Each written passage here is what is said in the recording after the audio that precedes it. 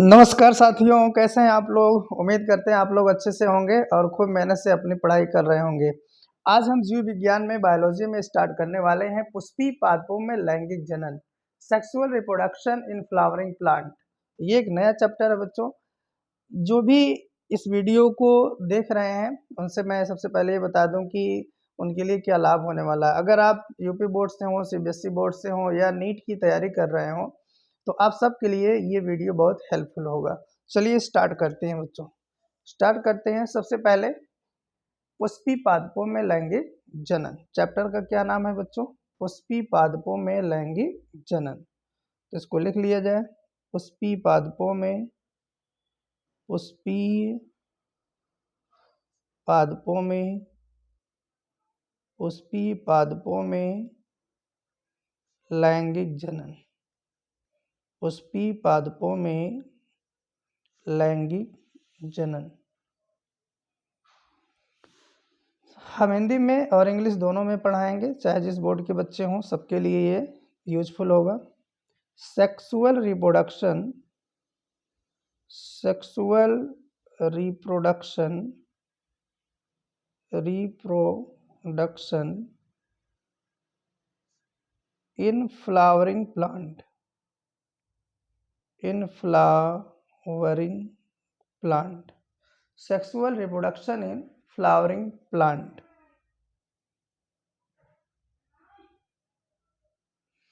देखिए, एक साइंटिस्ट थे जिनका नाम था आइकलर। नाम आप लोगों ने सुना होगा, अगर नहीं सुने हो तो मैं बता रहा हूँ। एक साइंटिस्ट थे आइकलर। आइकलर बच्चों एक साइंटिस्ट थे, आइकलर।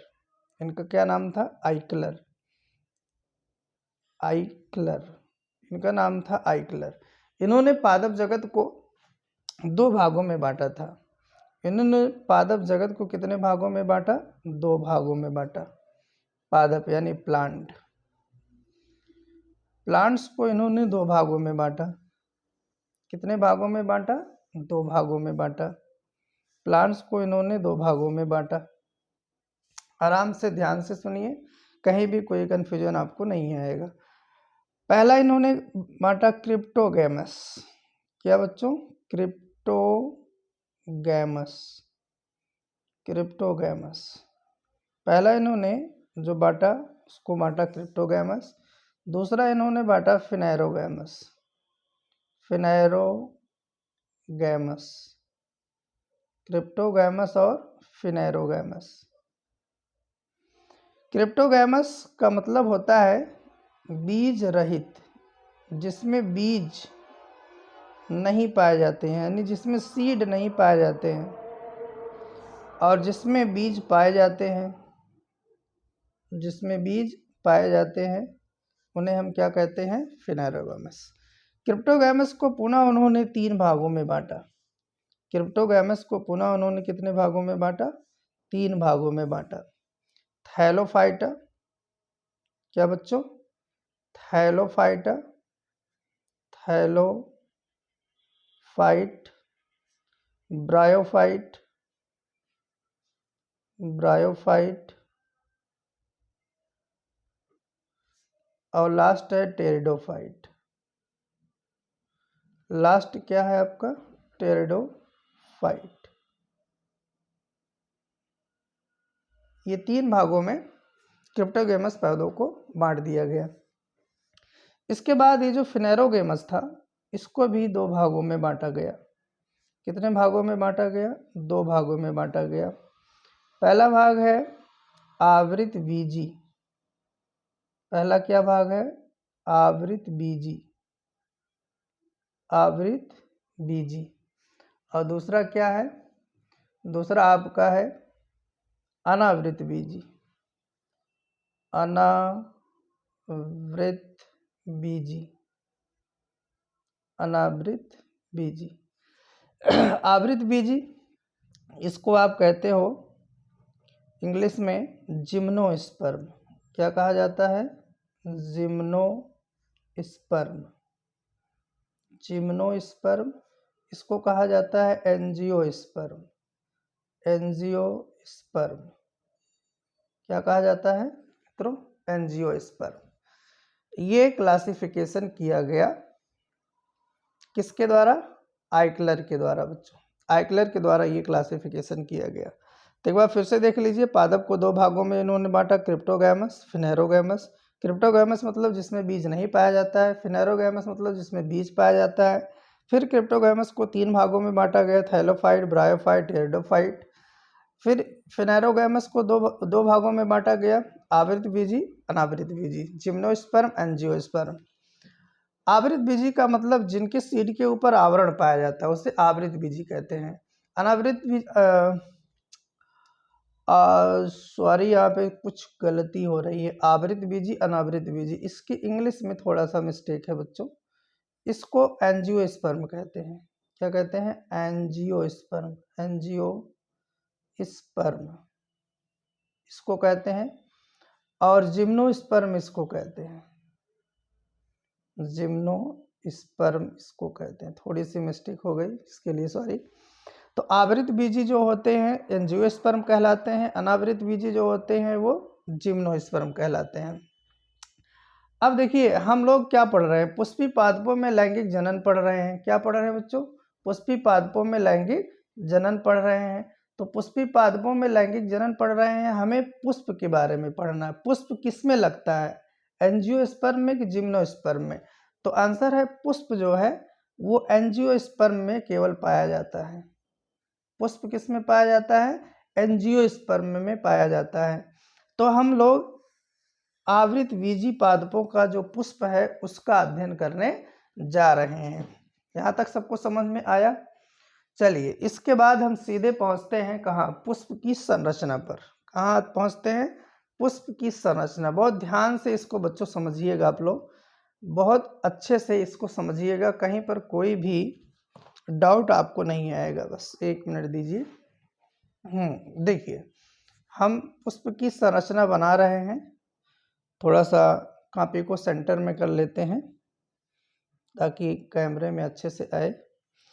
देखिए सबसे पहला जो भाग है पुष्प की संरचना, हेडिंग डाल लीजिए, आप लोग हेडिंग बना लीजिए, पुष्प की संरचना। पुष्प की संरचना, पुष्प की संरचना, पुष्प की संरचना। Structure of flower, structure of flower, structure of flower, पुष्प की संरचना। तो ये हो गया पुष्प की संरचना। सबसे पहले हम इसका स्ट्रक्चर बनाते हैं, फिर एक एक पार्ट को डिटेल से हम इसके पढ़ेंगे। चलिए देखिए, इसमें यहाँ देखिए एक भाग इस तरीके से होता है। ये चित्र बहुत साफ साफ आप लोग मेरे साथ बनाइए। ये एक भाग होता है पुष्प का। इसके बाद इसके पीछे कुछ रंगीन कलर की पत्तियां, पंखुड़ियां होती हैं, रंगीन कलर की। अब इस सब डिटेल से बताएंगे, पहले एक बार बना लेते हैं पुष्प को। ये इसके बाद यहाँ पे इस तरीके की कुछ संरचनाएं होती हैं। अभी इसकी नेमिंग करेंगे बच्चों, बिल्कुल टेंशन ना लीजिए, एक बार बनाने दीजिए हमें। इसके बाद इस सब की नेमिंग करेंगे, सबकी नेमिंग करेंगे। ये इस तरीके से हो गया, और ये संरचना इस तरीके से हो गई, और ये संरचना ऐसे। इसके बाद यहाँ पर कुछ फूली हुई संरचना ऐसी होती है, कुछ फूली हुई संरचना इस तरीके से होती है, और फिर यहाँ पर एक डंडी के समान संरचना होती है। कैमरे में आ रही है कि नहीं ये देख लेते हैं एक बार। यस, ओके, कैमरे में आ रहा है, ठीक। ये आपका ये।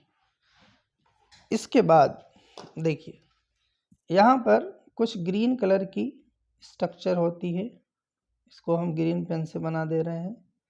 कुछ ग्रीन कलर की स्ट्रक्चर होती है, इस तरीके से ग्रीन कलर की स्ट्रक्चर होती है, कुछ इस तरीके से।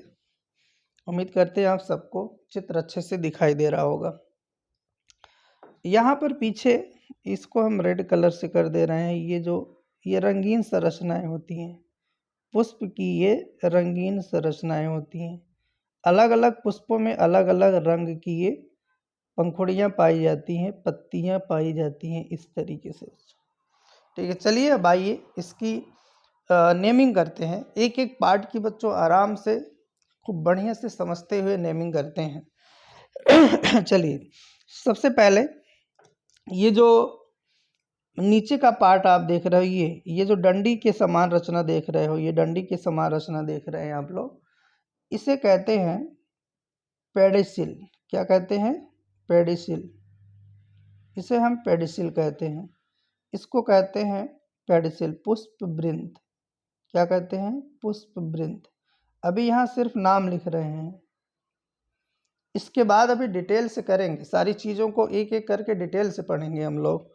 ये हो गया पुष्प वृंत। ये पुष्प वृंत आगे चल करके देखिए फूल जाता है। ये वाली संरचना बच्चों, ये वाली संरचना है, देखिए जहाँ पे मैं पेन चला रहा हूँ अच्छे से आराम से देखिए। ये वाली जो संरचना है, ये फूली हुई संरचना, ये संरचना कहलाती है थैलेमस। क्या कहलाती है बच्चों? थैलेमस कहलाती है। थैलेमस। इसको हिंदी में कहते हैं पुष्पासन। क्या कहते हैं बच्चों? पुष्पासन। इसको इंग्लिश में थैलेमस और हिंदी में पुष्पासन कहते हैं। ये जो ग्रीन कलर की पत्तियां आप देख रहे हैं, पत्तियों की समान संरचना देख रहे हैं, ये जो ग्रीन कलर की समान आपको दिख रही है संरचना, इसको हम क्या कहते हैं? इसको हम सेपल कहते हैं। क्या कहते हैं? सेपल। सेपल। हिंदी में कहते हैं वाह्यदल। हिंदी में क्या कहते हैं? वाह्यदल। हिंदी में हम कहते हैं इसको वाह्यदल। सेपल। नाम एक एक करके आप याद करते रहिए। अभी यहाँ अगले पेज पे हम डिटेल से सब कराएंगे, क्या है उसका काम, क्या है संरचना में और क्या खास खास बातें हैं, वो सब हम कराएंगे। सेपल हो गया। अब ये जो रंगीन संरचना आप देख रहे हो, किसी पुष्प में लाल होता है, किसी में हरा होता है, किसी में बैंगनी होता है, किसी में नीला होता है। ये जो संरचना आप देख रहे हो, ये जो संरचना, ये जो पूरा पंखुड़ियाँ देख रहे हैं आप लोग, ये जो पंखुड़ियाँ हैं, इसको आप क्या कहते हो? इसको कहते हैं हम, इसका एक जो संरचना होता है, इसको हम क्या कहते हैं? कोरोला दलपुंज कहते हैं। कोरोला। क्या कहते हैं? कोरोला। ये पूरा मिला करके पूरा समूह क्या कहलाता है? कोरोला। लेकिन इसकी एक जो यूनिट होती है वो क्या कहलाती है? पेटल कहलाती है। इसकी एक यूनिट क्या कहलाती है बच्चों? पेटल कहलाती है। इसकी एक यूनिट क्या कहलाती है? पेटल कहलाती है। पेटल का मतलब होता है दल। पेटल को हिंदी में क्या कहते हैं बच्चों? दल कहते हैं। ये हो गया आपका पेटल, और इसके समूह को कोरोला कहते हैं। अभी वो सब हम डिटेल से बताएंगे, अभी एक एक चीज़ समझिए। अब यहाँ पे ये जो संरचना दिख रही है, ये संरचना इस तरीके से कई संरचनाएं मैंने बनाई है। ये ऊपर की तरफ सबसे पहले ये आप देख लीजिए, ये संरचना, ये जो डंडी है इसको फिलामेंट कहते हैं। इस डंडी को क्या कहते हैं? फिलामेंट। इस डंडी को हम फिलामेंट कहते हैं। पूतंतु। हिंदी में कहते हैं पूतंतु। हिंदी में क्या कहते हैं? पूतंतु। और ये आगे चल करके फूली हुई जो संरचना है, जो थोड़ा सा फूल जाती है संरचना, इसको कहते हैं एंथर। क्या कहते हैं बच्चों? एंथर। ये एंथर है। इसको हिंदी में कहते हैं परागकोश। परागकोश, भूलना नहीं है, अच्छे से याद रखना है, इसको परागकोश कहते हैं। तो ये हो गया एंथर, सॉरी ये हो गया एंथर, और ये हो गया फिलामेंट। अभी मैं आपको आगे बताऊंगा, ये दोनों मिल करके, एंथर और फिलामेंट मिल करके स्टेमन बनाते हैं, वह भी आगे आपको समझाएंगे। इसी तरीके से इसमें भी वही बात है। अब इसमें ये वाली जो संरचना बची है, इसको देखिए। इसका जो सबसे ऊपरी भाग है, ये जो थोड़ा सा उभरा हुआ भाग आप देख रहे हो, इसे कहते हैं स्टिग्मा। क्या कहते हैं? स्टिग्मा। इसको हम कहते हैं स्टिग्मा। स्टिग्मा को कहते हैं वर्तिकाग्र। क्या कहा जाता है बच्चों? वर्तिकाग्र। ये देखिए, ये है आपका वर्तिकाग्र। अब ये वर्तिकाग्र हो गया। वर्तिकाग्र के आगे जो थोड़ा सा सकरी हुई नैरो आपको नली दिख रही है, इस नली को क्या कहा जाता है? इस नली को कहा जाता है स्टाइल। क्या कहा जाता है? स्टाइल। वर्तिका, हिंदी में इसको क्या कहते हैं? वर्तिका कहते हैं। हिंदी में क्या कहते हैं इसको? वर्तिका। और ये आगे चल करके देखिए ये फूल जाती है, आगे चल करके ये फूल जाती है। जो फूली हुई संरचना ये जो दिख रही है आपको, इसे कहते हैं ओवरी। क्या कहते हैं बच्चों?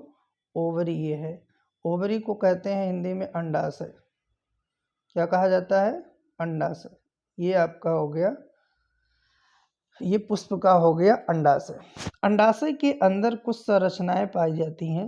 अंडाशय को जब काटा जाता है, इसके अंदर कुछ संरचनाएं पाई जाती हैं सॉरी, इन संरचनाओं को कहते हैं बीजांड। इन संरचनाओं को क्या कहा जाता है बच्चों? बीजांड। ओवम कहा जाता है। क्या कहा जाता है? ओवम। इस तरीके से पुष्प के जितने भी भाग हैं, इसको मैंने अच्छे से आपको समझाया है। एक बार मैं रिपीट कर दे रहा हूँ, एक बार सारी चीज़ों को मैं रिपीट कर दे रहा हूँ, आप ध्यान से सुन लीजिए। देखिए ये जो डंडी होती है, आप पुष्प देखे होंगे, जो पतली डंडी होती है इसे पेडिसिल कहते हैं, पुष्प वृंत कहते हैं। यही पुष्प वृंत आगे चल के फूल जाती है। कुछ हार्मोन्स रिलीज होते हैं इसमें, उस हार्मोन्स के कारण ये फूल जाती है। उन हार्मोन्स के बारे में आपको नहीं पढ़ना है, ना तो आपके सिलेबस में है बच्चों, ना तो नीट के ही सिलेबस में है। ये थैलेमस कहलाता है। पुष्पासन, पुष्पासन मतलब जिसका जो पुष्प का आसन है, जिस पे पुष्प रुका हुआ है, टिका हुआ है, उसे कहते हैं पुष्पासन। इसके बाद ये पत्तियों, ये ग्रीन कलर की जो कुछ संरचनाएं होती है, पत्तियों के समान संरचनाएं होती है, लीफ लाइक स्ट्रक्चर होती है, इसको हम सेपल कहते हैं। एक को ध्यान दीजिएगा, एक को सेपल कहते हैं और इसके पूरे समूह को कैलिक्स कहते हैं। अभी इसको आगे मैं पढ़ाऊंगा, कंफ्यूज मत होइए। एक जो यूनिट है इसकी, इस एक यूनिट को सेपल कहते हैं। ऐसे बहुत सारे सेपल मिल करके कैलिक्स कहलाता है। ठीक है, समझ में आ रहा बच्चों? अब इसी तरीके से ये जो बड़ी वाली संरचना आप देख रहे हैं, पीछे जो पंखुड़ियाँ लगी हुई हैं, इस एक पंखुड़ी को पेटल कहते हैं। ध्यान दीजिएगा, यहाँ बच्चे बहुत कंफ्यूज होते हैं। एक पंखुड़ी को पेटल कहते हैं और पंखुड़ियों के समूह को कोरोला कहते हैं। पंखुड़ियों के समूह को क्या कहते हैं? कोरोला कहते हैं। कोरोला कहते हैं। आगे देखिए, अब इसके बाद ये संरचना देखिए, ये जो संरचना है, डंडी के समान संरचना देख रहे हैं, इसको फिलामेंट कहते हैं, पूतंत्र। और ये आगे चल करके फूल जाती है। इस फूली हुई संरचना को एंथर कहते हैं, परागकोश। यही है परागकोश। ये परागकोश अभी आगे डिटेल से हमें पढ़ना है। इसमें परागकण का निर्माण होता है। और ये देखिए, ये जो भाग है बच्चों, अभी मैं बता दे रहा हूँ, हालांकि अभी आगे बताएंगे।